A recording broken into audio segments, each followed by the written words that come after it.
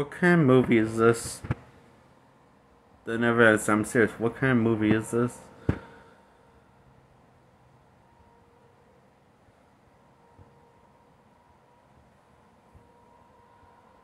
Well,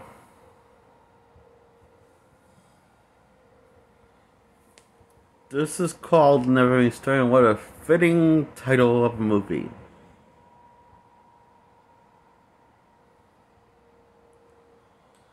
I will say the score. I will say the theme song's pretty fun, I guess. But I guess that's the only reason why people like this film. I guess that's why that's my guess, because I don't know why else would people like this film. I mean, I guess the same thing happened to Spider-Man was 2002, and also, well, Titanic for 1997. And what was the third one I was thinking of? God, it exists.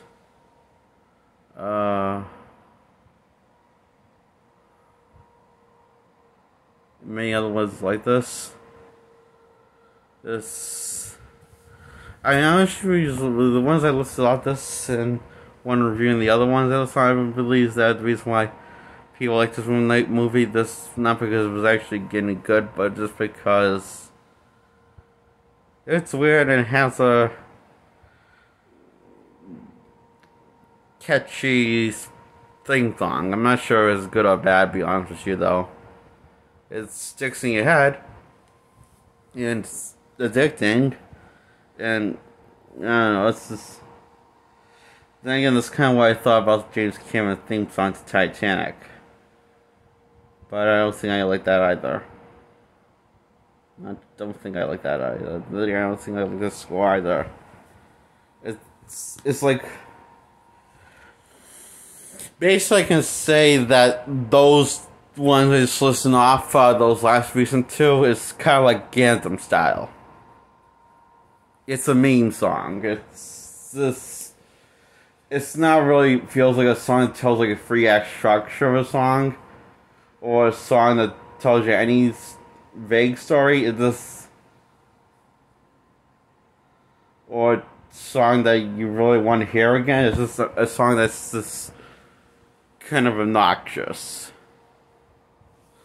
Is what this song is, and like Titanic's theme song is obnoxious. Like Ganthem style is obnoxious, or like what the song with the fox says, obnoxious. But we should forget about this. But I will say that's better impersonation what the theme song gave me than this movie, The Neverending Story, because oh my god, I really pissed at this movie. You know, if I remember correctly, this is based off a book called Neverending Story. It's like based off an actual book, if I remember correctly, but they turned it into a movie. But like so many other book adaptations, this sucks. It's, you know, so okay. This kid called, I swear to God, I forgot his name.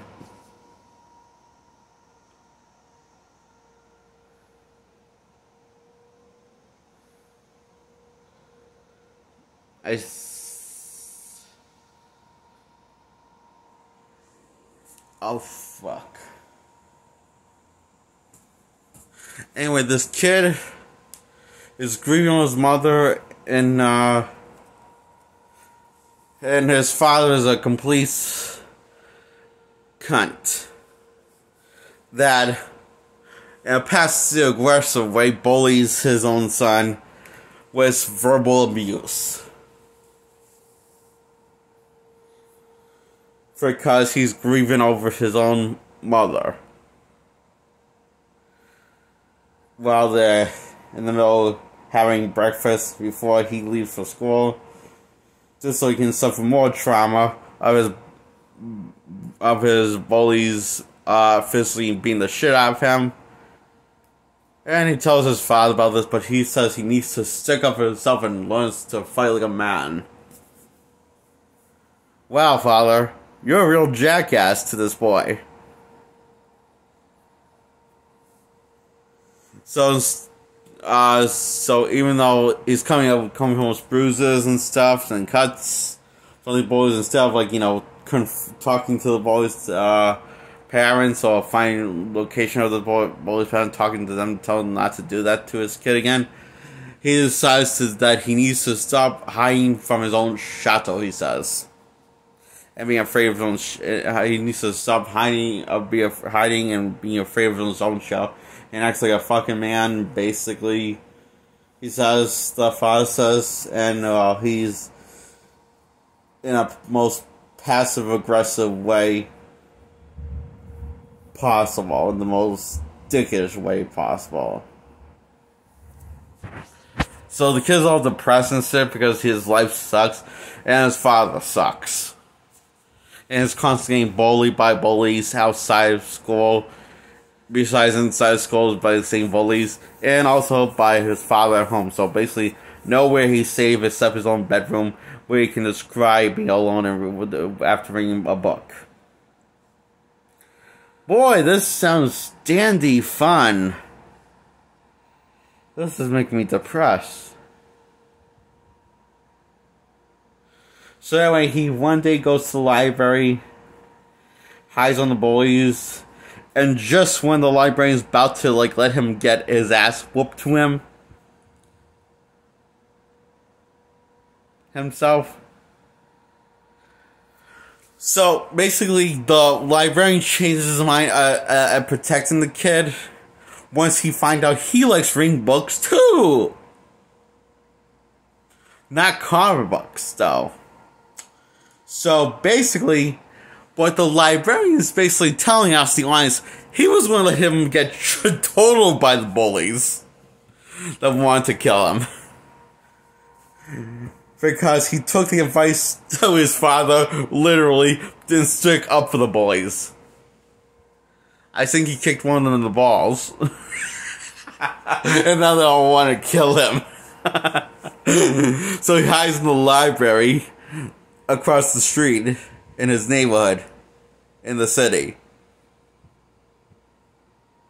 So the bullies said they were going to kill him, and I'm pretty sure they meant it. I think that's what they said. So anyway, the bullies chase him. He loses the bullies behind the library, and he said the library is closed. The librarian says, and now. And it's just, he asks, like, he can hide in here because the boys are out, like, to get me, but his boys have to get me. So the librarian just doesn't give a shit until he finds out he also likes reading actual, well, things that are legally considered books, but not comic books. Because he's the one, because he's this, a dick. So he just like hates the kid right away and wants him to get bullied by the bullies and leave the library until he finds out that he also reads books too.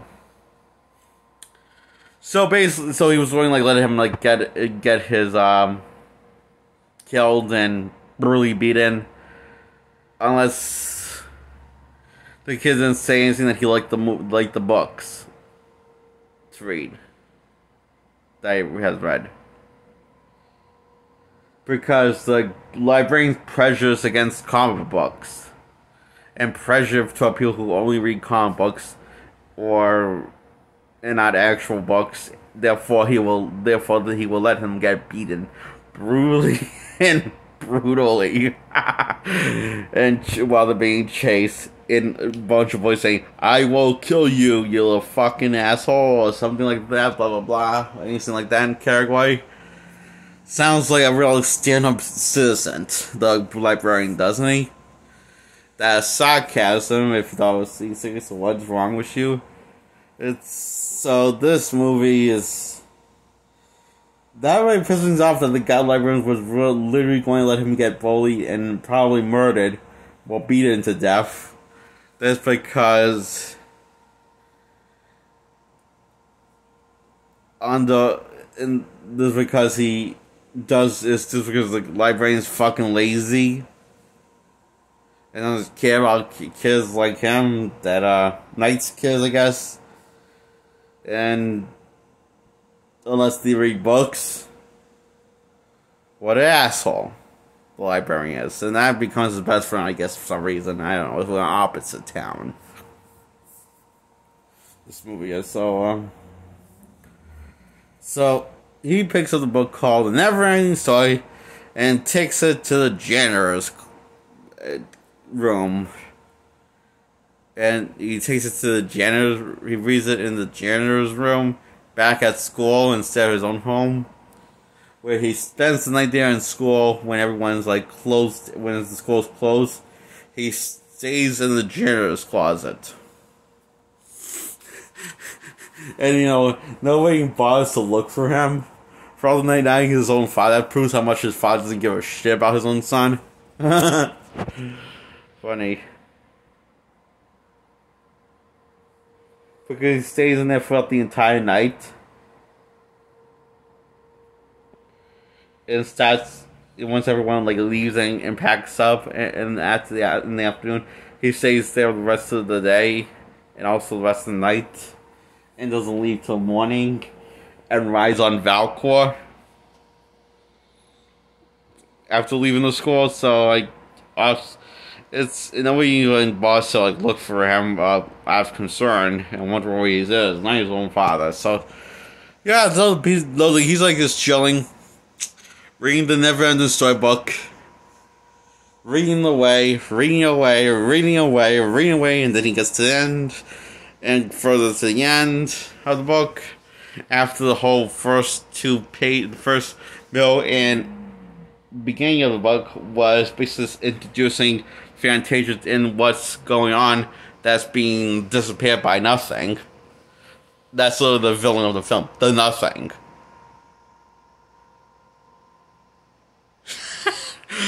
Because the Nothing is like is basically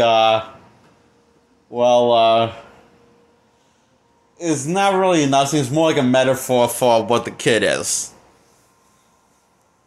The depressed kid that's reading the book and causing the nothing to happen, and apparently it's the heart and soul of the nothing.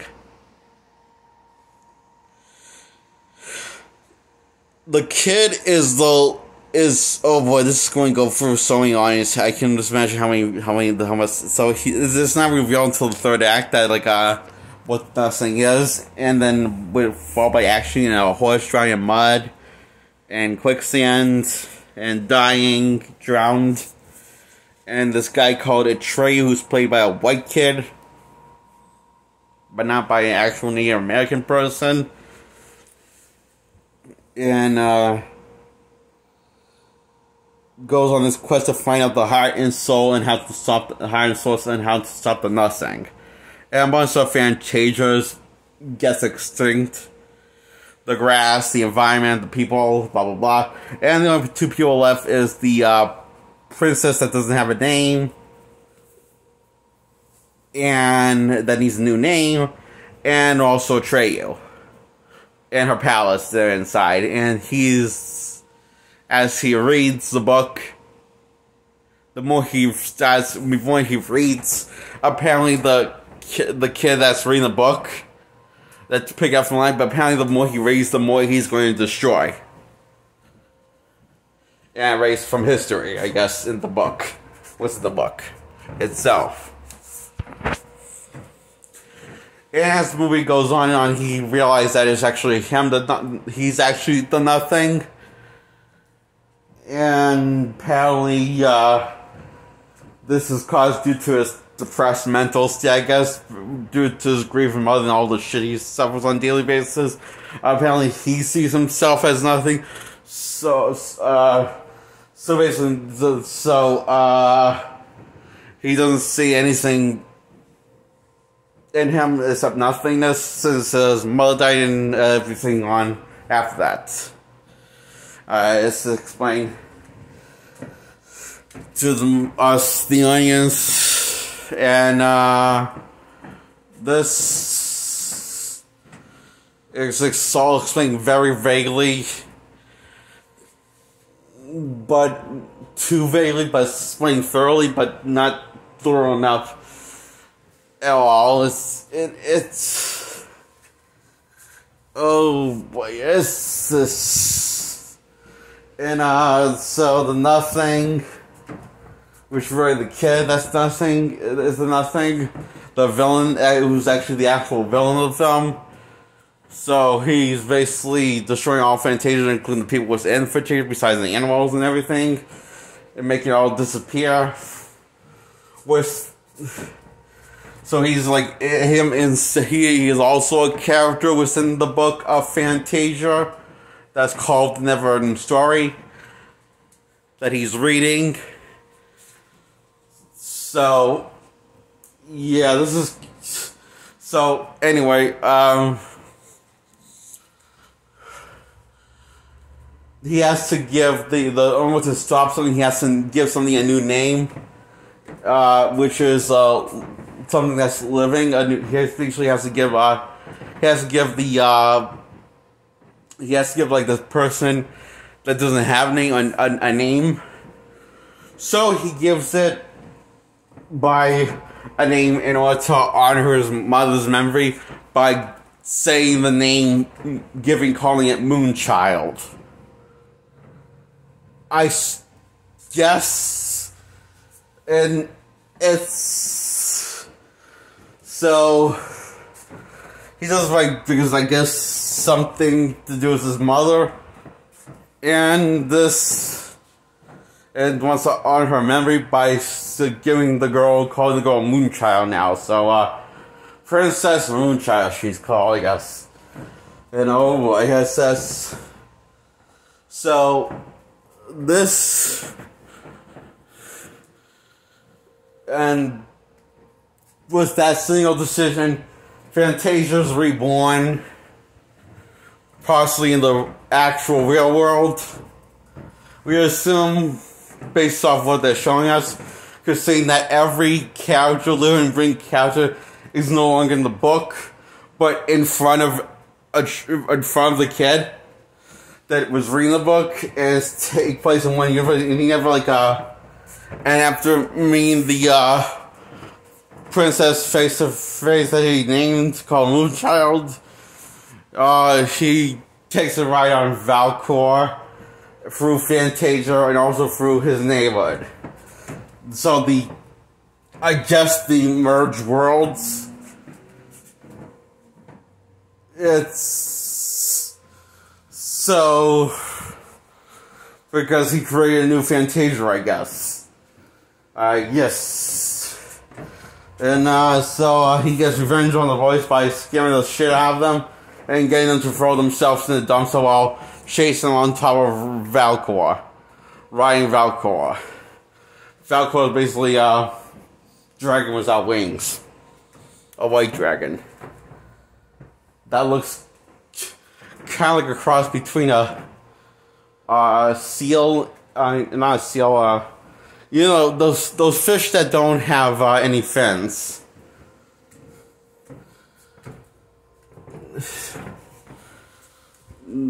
This looks like a skinny slinky, like a snake. That kind of, so that's what Valcor looks like, and he's Valcor. So in Valcor,